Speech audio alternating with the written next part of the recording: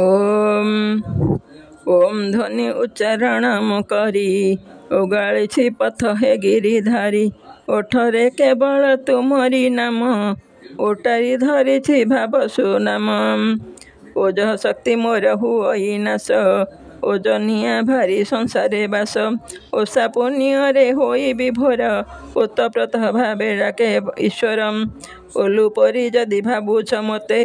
ओहोली थी तुम पादग्रते ओह्लाइबा हेला तुमर इच्छा औषध भावे मु भक्त अइंठा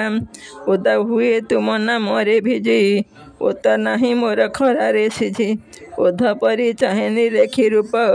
ओर उंडे केबे सरीब पाप अधत एम रहे भाव नाही औजल्य को तुम रही चाही असुकर काले बास दुख जीव औदर्य गुण आदरी नेब अशुक काले बास दुख जीव